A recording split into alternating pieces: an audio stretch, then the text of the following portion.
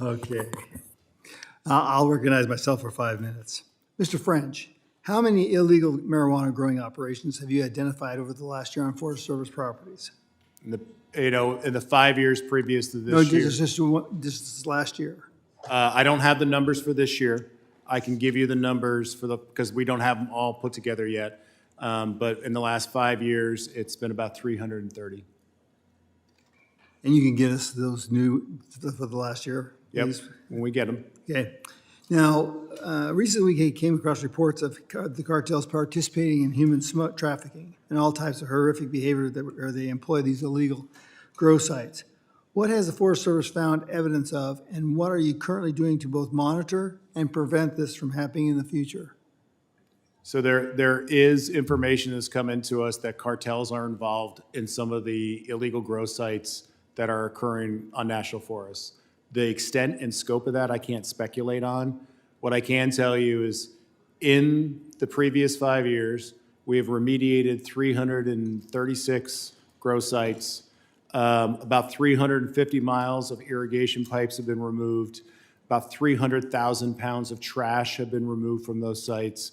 And we found a lot of toxic, frankly, banned substances that we have to be removed from those sites as well. Yeah, I'm just kind of curious. So, I mean, most of these sites have cartel bearings to them. So, I mean, so when you find one of these, how do you go about the interdiction? How do you employ law enforcement?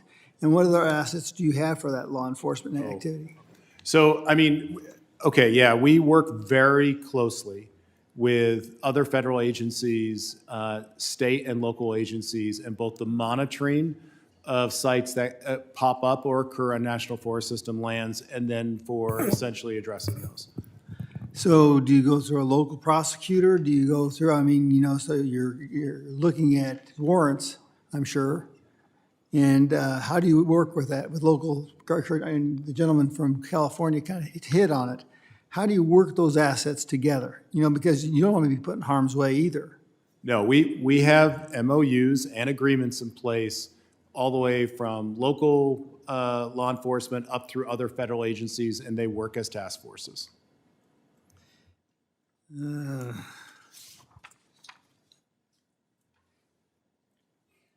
Let me ask you something. So on these assets that we're utilizing up there in New York, I actually went there with the chairman, Mr. Westerman.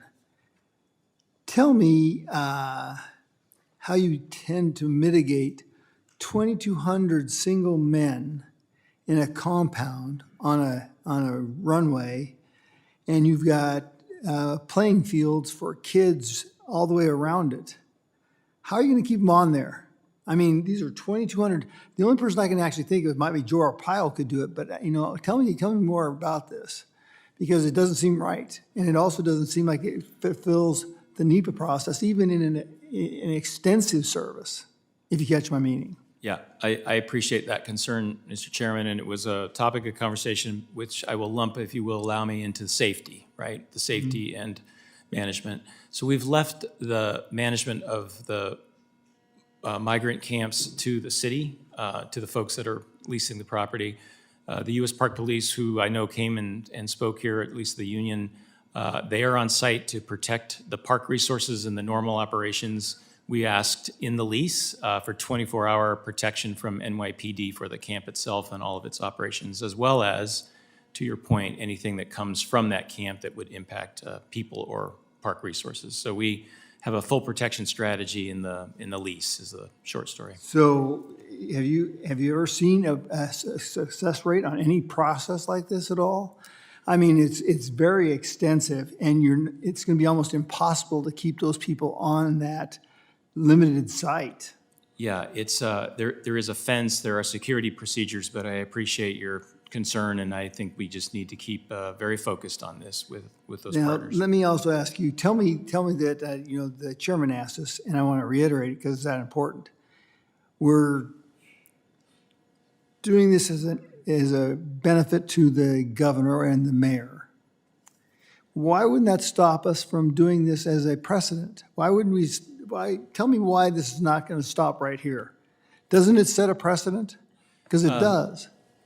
I think the way I would look at it is there was a unique ask from the state of New York in this one location. It's a very, as all of the national parks are, very unique place. It had a resource area that at least made sense on. I'm not sure that would make sense at a lot of other parks. I am not aware of any other asks or any other interest anywhere else that we would do this. Okay, well, my time is up. I'm going to recognize the gentleman from Georgia, Mr. Collins, for 5 minutes. Thank you, Mr. Chairman.